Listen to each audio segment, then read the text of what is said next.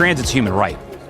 And we need to think of it in that regard. And so, yes, it's as important as fire, police, and EMT. Transportation is the great economic equalizer for people. And if we believe that, if we believe it's a way to reduce greenhouse gas emissions and get a hold of climate change, if we believe that we're providing an essential service to frontline workers, then we need to treat it that way. This is Transit Unplugged. I'm Paul Comfort. Good to be with you on another edition of the world's leading transit executive podcast, Transit Unplugged In Depth. Today, coming to you live from the APTATRANSform trade show with the president of New York City Transit, the largest transit system in America, with Rich Davey. Rich, thank you so much for being our guest today. Paul, thank you for having me. I knew I made it when you invited me to be on the podcast, so thank you. Yeah, absolutely. So tell us about what in the world's happening in New York City right now with transit. Well, there's a lot of good things happening, and I'm really proud of the team. So I joined 5 months ago. I've been president now for 5 months. Frankly, I found a lot of good things were happening. And, COVID or some fiscal issues, maybe some leadership issues, suppress some of that. So we're trying to bring that back to the fore. So what's happening? We're looking at employee availability to make sure that folks are coming to work to get, the work done. Looking at predictive maintenance. I think that's a place where, our industry could do a lot better job of, and we've got some interesting things we're working on the bus side. But obviously the organization, the people are emerging out of COVID too. New York City Transit lost 176 workers. Extraordinary, right? And it was a traumatic event, right, for all of us. But for the transit family in New York, it was particularly acute. But the flip side is, I say, look, I think I have the best job in the industry. We move New York. If we're not working, the city's not working.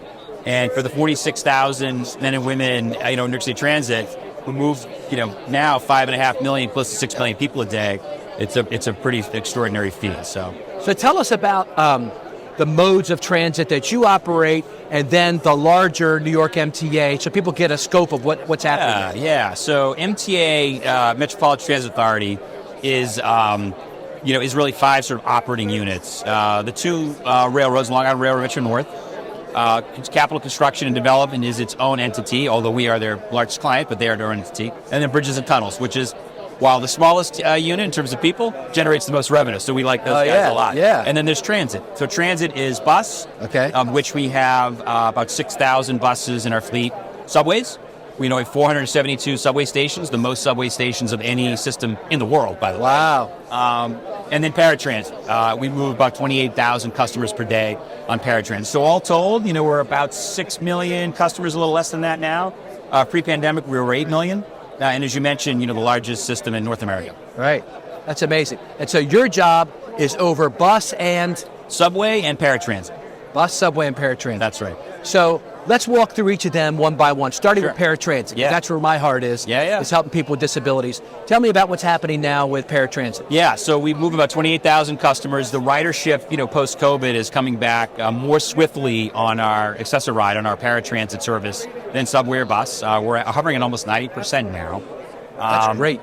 We are doing a couple things at paratransit. One, it's very much we see it as a supply and demand focus, and the demand is, as I said, growing. The supply has been a challenge, right? So drivers, whether they be cab drivers or brokerage services or direct services, we definitely saw a dip during COVID around that. So we're trying to find creative ways to get more drivers into our system. We're working with our, not only our contractor, our vendors to bring in more drivers, but also to other ways. Is there an opportunity for the taxi limousine commission, for example, to supplement? Right.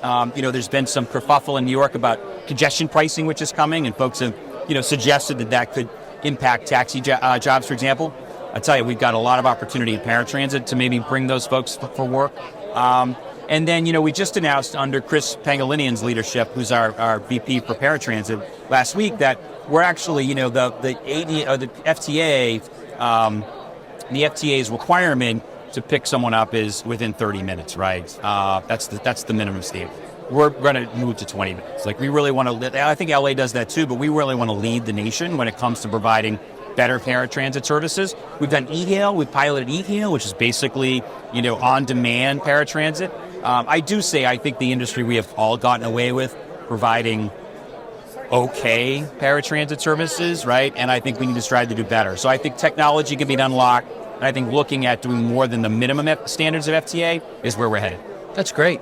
All right, let's switch to bus. Yes. What's happening in bus right now? Again, a lot. I mean, we call them is the equity of engine, right? Or the engine of equity, I should say, in New York, right? Yeah. And we carry about 1.5 million people today. And you just recently hit like 70%, is that right, on bus? Yeah, so we're about 70%. That's awesome, man. So we're really excited. We've been doing bus redesigns, right? So I think this is a popular notion that other systems are doing. We're doing it too. We just launched in June a complete redesign of the Bronx network, eliminated 375 stops, speeding up. And the statistics are showing across the borough, we're almost at 8% faster speeds for bus, which obviously, as you know, means less wait times and shorter trip times from our customers. Yeah. And that's what we're hearing from our customers, by the way. We do a biannual deep dive survey, but we also do, when I started, I wanted a monthly survey, a pulse survey to understand what our customers are telling us. And our bus customers are telling us they want faster speeds, they want, wait times that are short and more efficient service. So the redesigns are helping that. So Bronx was launched in June. We're currently redesigning Queens and then Brooklyn coming soon. I had a sneak peek of it just last week, and I think we'll be launching an initial draft of the Brooklyn redesign probably at the end of November, beginning of December, so stay tuned. Okay, and where are we at on Subway now? So Subway, so again, we're focused very much on a few things in Subway. First of all, we can control. So we're looking at cleanliness and really thinking about the environment of the station and our cars. We have a number of car fleets, a number of classifications. Like this summer, we focused on HVAC, as you would expect. Happy to report we had an amazing season there. Crime has been an issue, right? And that's, an issue in a lot of cities. It's making national news, some of those things. It is. And so crime, emotionally disturbed individuals, so mental illness and homelessness. Yeah. And those are the three top issues that our Subway customers are saying. And so we're working with NYPD, Mayor Adams, and this, really takes a village, right? We're a transportation system. We're not mental health experts. We're not addiction experts. Right. We're not homeless experts. So working with the city, we've been very much focused on helping, the most vulnerable New Yorkers get the services that they're entitled to or require. And then for those who would do bad in our system, criminals, working with the police to lock them up and throw the book at them. What's happening with fare collection and fare jumping, people jumping over the turnstile, all that stuff? Yeah, no, and it's an issue. It's definitely an issue. We estimate that almost 30% of our bus customers are not paying right now. Wow. And somewhere between 10 and 15% of Subway customers. So that's really affecting your revenues. It's affecting our revenues, also affecting our ridership, because we report paid ridership. We don't report unpaid ridership. Oh, yeah. So that's why our ridership, I think, is better than 5.5 million. It's closer to 6. A couple things. I think on bus, we stopped collecting fares during COVID for a 6 or 8 month period. Right. People get used to that. So we're trying to re-educate folks on, where their dollars go and why. We're also asking our bus operators not to get into confrontation with folks about that. I mean, that's another issue. We're trying to protect our people. So we have fare enforcement, both officers and what we call our Eagle team out, who are mostly retired police officers who are out enforcing fares on bus. On the Subway side, what we have found is, there are a number of sort of scams out there. A swiper might break our fare vending machine and then stand there and charge people $2 to swipe them in, for example. The cost of the fare is $2.75. We have these emergency gates that people can use that are in wheelchairs or mobility devices.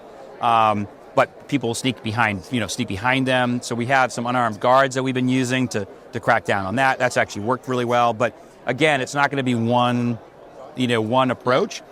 Jenna Lieber, who's the chair and CEO of all of MTA, convened a blue ribbon panel of experts in the city a few months ago to look at this overall fare evasion question, not only in transit, but on toll collection and the railroads. They're going to be coming out with their report, I think, next month. Okay. As I understand, it's going to focus on education, enforcement, in the station environment as a way for us to continue to raise fares. But no, admittedly, it's an issue, but we're working hard on it.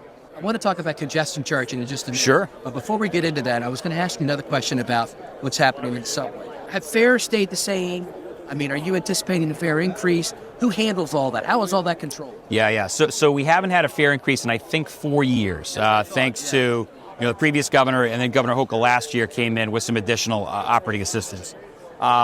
At this point, we're developing our budget for 2023 and beyond. At some point, I assume a fare increase is going to happen, right? That's just the nature of the business. Yeah. But we also have to make sure we're keeping fares as low as possible, obviously. Right.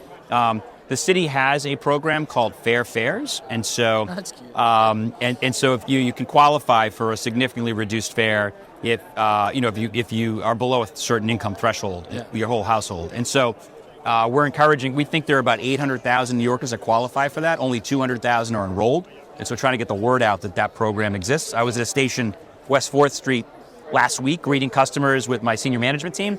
And the Fair Fares group was there from the city with us. I saw that in the media. So I'm out usually twice a month at, by the way, the worst performing stations, the ones that our customers say they like the least. Yeah. So we can get out and find out why, right? So if I go to the best stations, like who cares? Like I don't know who cares, but it's like you're not going to learn much. Yeah. I don't want a pat in the back. I want to know where we can do better. Switching back just a second on enforcement of fares and law. Do you have your own police department, or are you using? How does that work? So the answer is no. So the subways and buses are the responsibility of New York PD. And so this happened in the 1990s, I think, when Rudy Giuliani was mayor, Bill Bratton was the police commissioner for New York. Those guys are famous. And the transit police that were transit employees were merged into NYPD. Okay. So there is a dedicated group, about 2,000 officers. Yeah. They report to the commissioner for the city and the mayor, but we work with them closely. 1,000. Yeah, wow, it's but with 472 stations and thousands of bus stops, I think 15,000 bus stops. We run 24/7, as you know, which is also unique about New York. Yeah. Getting work done and capital work is constrained. I've worked or consulted for other systems that we were closed 4 or 5 hours a night. You could get work done. New York, no. Yeah, that's right, round the clock. Now, how about, I know that you don't do a ton of politics up there. You got your CEO that does all that stuff. But tell us about the governing structure of MTA. Sure. A lot of times people, they're getting that, I think, only a partial picture in the media. They're not sure, is Mayor Adams in charge? Or is the governor in charge? Or what's happening here? They're both in charge. Yeah, no, it's a good question. So the MTA board has mayoral appointees and gubernatorial appointees, but the governor, they're kind of in charge. But the governor ultimately owns MTA. Okay. She has more votes than the mayor. That said, it has to be collaborative, right? Because as mentioned, whether it's the policing issues or the homelessness issues, like those are city functions and responsibilities, and we work closely together in that regard. The relationship, I have to say, between the mayor and the governor has been great. I came in May, so this is the only duality of power I've seen. I think there have been other challenges in the past, but Governor Hochul and Mayor Adams have worked closely. They put out a subway safety plan last year to collaborate on improving safety. It's been, I'd say the politics have been actually, people get that we're important to the city. Yeah. And so it's not explaining to elected officials the importance of transit or MTA. I mean, they get it intuitively. It's explaining what we're doing, what we're doing to drive down our costs. But look, with 70% of our ridership back, and we had one of the best fare box recovery ratios of any transit system in America, that's going to take a big bite out of your budget. So we have a fiscal cliff coming when the COVID money runs out from the federal government. It's a big challenge. Well, let's talk about what's going to come next then. Yeah. So obviously, then the question is, how are we going to make up that? Because I don't think Congress is going to keep passing, especially if we have a party shift in the next election, tons of money for transit. So what are you looking to do? Yeah, it's a good question. I mean, I think first is really articulating the value of public transportation and what it means. And as I said, in the city of New York, that's not too hard to articulate, right? So we move the city. We move the city, and it's the fastest and most convenient way to get around. If you believe that climate change is the existential crisis of our time, I believe that, by the way, and you're not investing in public transportation, then you're a hypocrite, right? And so I think for legislators, and we're fortunate, I think, in New York to have folks who do believe that and understand that. And I think lastly, Jano, the CEO and chairman, has said often, which I completely agree with, we need to rethink, I think, as an industry, how we fund transit. We're as important as fire, police, EMTs. Absolutely. We're an essential service. Totally essential service. We saw that in COVID when in New York we were moving hundreds of thousands of those folks to work, or hospital workers, frontline workers, et cetera. When they told everybody else stay off, we were still at 50%, right? We still had ridership that was, 10, 15, 20, 50%, right? Because those folks had to go to work. That's right. Because they were providing for their families, but they were also helping New York, greater New York. So I think we need to rethink it. There's a Leon Daniels. I don't know if you've ever talked to Leon. He's my buddy. In London. So I have to give him the credit. I saw him speak a few years ago, and he said, there's probably a question for us in this business. Some ask us to act like a business, and other times people ask us to act like a public service. He said, you can't have that dichotomy, right, and be asked to do one or another. And his fundamental point was, transit's a human right. And we need to think of it in that regard. And so, yes, it's as important as fire, police, and EMT, but taking a step back, when I worked for Deval Patrick in Massachusetts, when I was transportation secretary, we often said that other than education, transportation is the great economic equalizer for people. And if we believe that, if we believe it's a way to reduce greenhouse gas emissions and get a hold of climate change, if we believe that we're providing an essential service to frontline workers, then we need to treat it that way.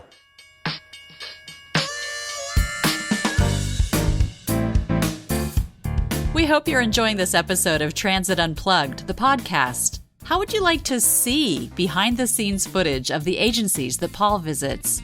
Then be sure to check out the new Transit Unplugged TV on YouTube, where transit evangelist Paul Comfort dives into the culture, the food, and the transit of major cities around the world. You'll see the operations control centers, how maintenance shops work, and the latest innovations taking place at agencies around the globe as we work together to improve the lives of our transit riders and our communities. Be sure to subscribe to Transit Unplugged TV on YouTube or at transitunplugged.com.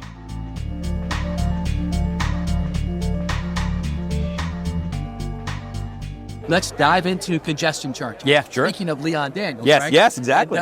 And TfL. So I was just in London recently and went to the congestion zone. Yes. Took a picture of the sign. Yeah, absolutely. You've got the job that Andy Viper used to have, right? Yes, that's So right. Andy was over there. So what's the latest on congestion charging as it stands in October of 2022? Yeah, so we've gone through a very extensive public process. I think we've wrapped up public comment and hearing over the last few weeks. Look, I'm an unabashed fan of congestion pricing for all the reasons we just described. Yeah. Reducing congestion in the city. Tell us what, because not everybody will know what it is. Tell us what it is. So congestion pricing is essentially a toll to come into a particular, section of a city. You mentioned London. Singapore's had it since the 1970s. A few other places in Europe. The concept in New York is to basically charge someone who wants to come south of 60th Street, basically into the central business district of Manhattan. Yeah. That's right. And depending on the time of day, you might be charged a higher fee or a lower fee. Depending on who you are, you might be entitled to an exemption.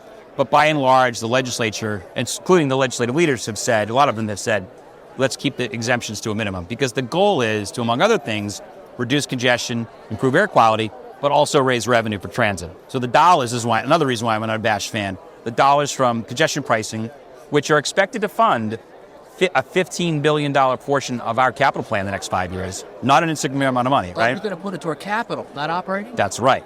So we're going to put it into, like 2nd Avenue subway extension. Okay. There's an Interborough Express that's being proposed right now we're looking at. You can do better bus service. We can invest more in, new subway cars, for example. And frankly, the unsexy stuff that doesn't have a ribbon cutting attached to it, but new power, new signals, station refreshes. ADA, much of our system is not accessible on the subway side. We've made a commitment to bring it up to 95% accessible in the next 30 years, a long time. Yeah. But the congestion pricing dollars all funds that. And so if congestion pricing fails for some reason, then there's a lot of things that people want that'll be on the cutting floor. So what's the process now to get it done? So the legislature gave you authorization, right? That's right. And now you've done hearings. We've done hearings based on federal highway. There'll have to be ultimately a federal highway or a USDOT sign-off on our process and our findings. And then from there is a group of citizens, individuals, a 5-person board that will decide or recommend what the tolling scheme should be. And so that's still an open question. I think our environmental impact statement had 7 different options, and they could choose to do something else, but we modeled 7 options on what that might look like in terms of price and congestion and what those effects would be. But again, look, I'm telling New Yorkers, some of you may not like it, but we're ready. Transit is ready for you. So if you decide that it costs too much or you don't want to deal with the aggravation of congestion pricing, come home. Transit's your home. We can move you. We can move you efficiently, that's right. safely. You won't have to ride your car. You won't have to ride your car. Yeah. Okay, that's interesting. So practically, how would it work? You got like tag readers. And then if you don't have like a little, what do they call those things? The window. Yeah. So like an easy pass, I think is what you're suggesting. So no, I think it will be license plate driven, okay, right? So for folks who don't have an easy pass, for example, so.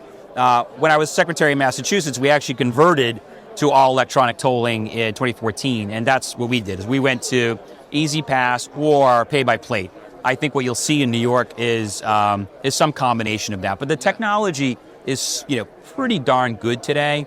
And by the way, we already do this on the tunnels and bridges coming into Manhattan from the other boroughs. Our bridge and tunnel folks have expertise. So it's not like MTA doesn't have expertise. We have a lot of expertise in toll collection today. And other cities are looking at this too across the country. Look, I wouldn't be surprised. I did lean over to Jano at a meeting and say, to quote President Biden, this is a big deal when he said about Obamacare. I think it is a big deal because I think there are other cities that are looking at this closely, perhaps the one we're sitting in today here in Seattle, maybe Los Angeles, Chicago, my hometown of Boston, Washington, D.C., Atlanta. I mean, it doesn't take you long to look around the other cities around the United States that have congestion problems and infrastructure problems, right? So if you can improve your congestion, improve your air quality, raise revenues to invest back in public transportation, it's a good thing. Yeah.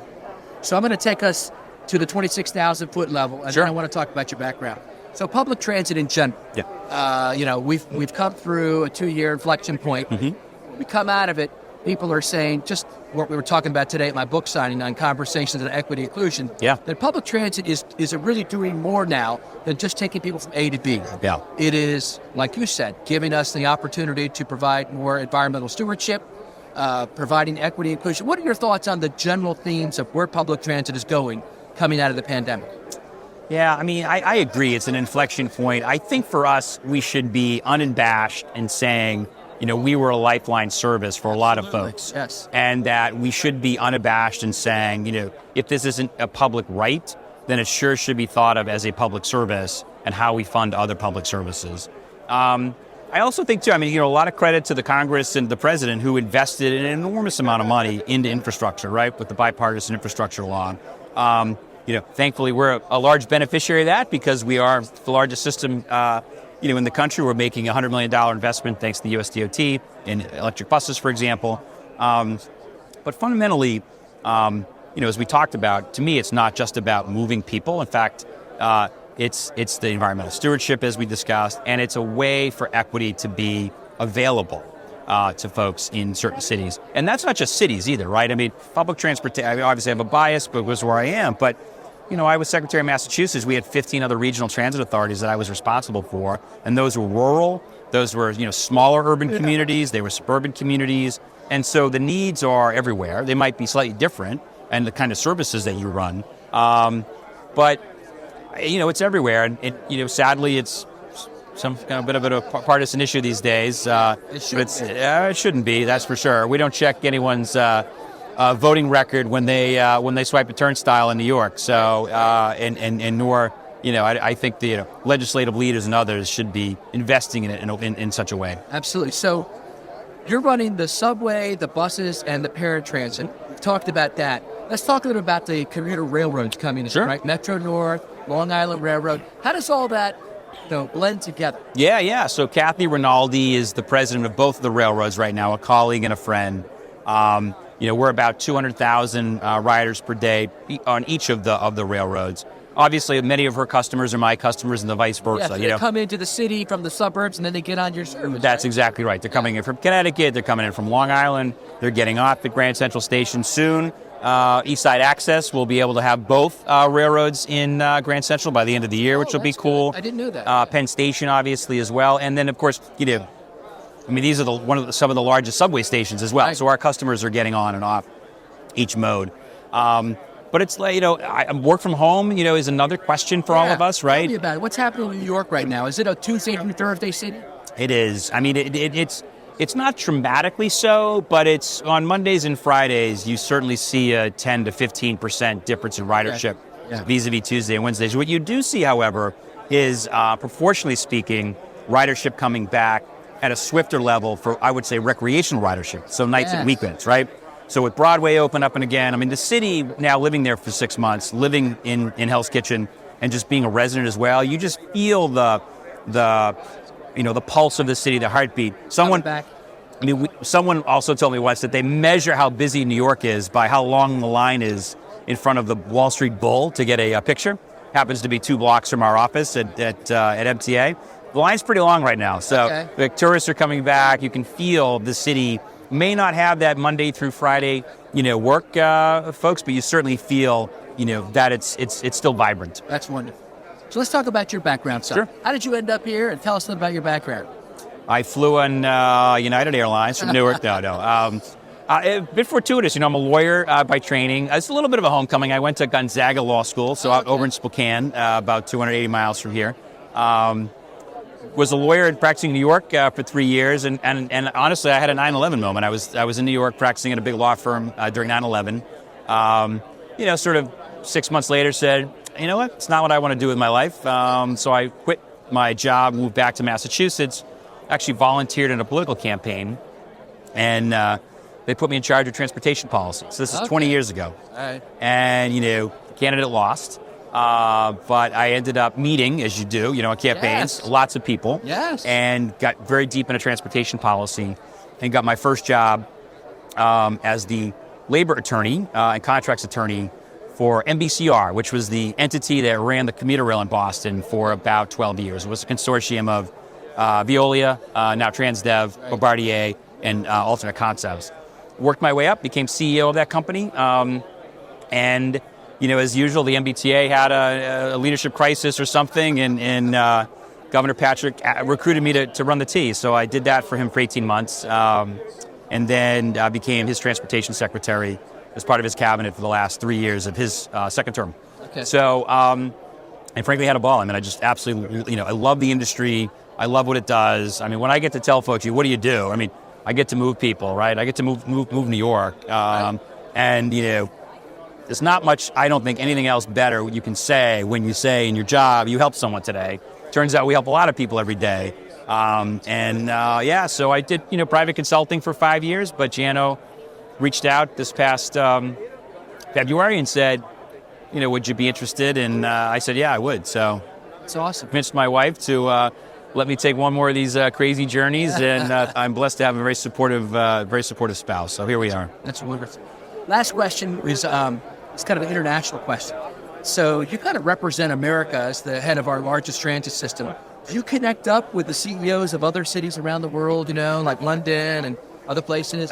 It's a great question. And so the answer is yes. I mean, I've been fortunate to having worked, for the private sector, and as transportation secretary, went on a number of trade missions with the governor, visited a number of systems, and then as a consultant, consulted for systems in Australia, right? Boston Consulting Group for 5 years, and did work in Asia, Australia, and Europe.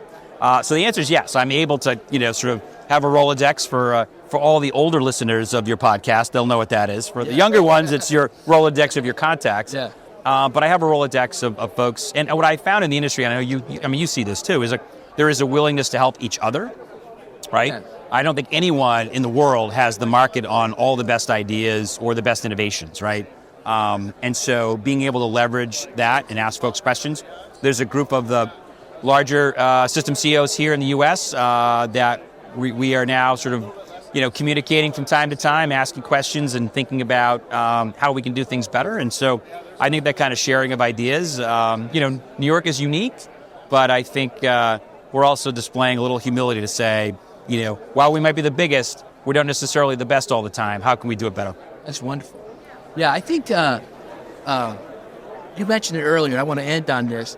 How transit has really played a big role, not only in the peak of the pandemic, making sure that, what I say, the wheels in the bus that go round and round, yes, but also the wheels that make our economy turn. Yes. But now, coming out of the pandemic, we're really at the forefront, aren't we, of helping get all of society, because we were in a lockdown. What's the opposite of lockdown? Mobility. That's right. That's exactly right. And I think what you see is people craving, like in this conference here, it's a couple thousand folks, right, who haven't been able to get together the last couple of years. There's so much value in being able to get together, which is, I think, how you see some, CEOs saying they want their workforce to come back to work a few days a week, because that creative energy, it just isn't replicated in a Zoom or a Teams call. It's hard to. Right.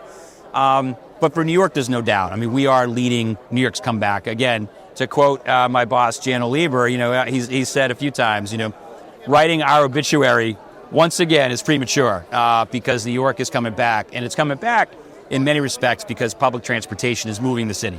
And so, we're delighted to be part of that. Awesome. Well, thank you so much for being our guest today and sharing some of what's happening in the Big Apple. My pleasure, and thanks for doing this. Appreciate you.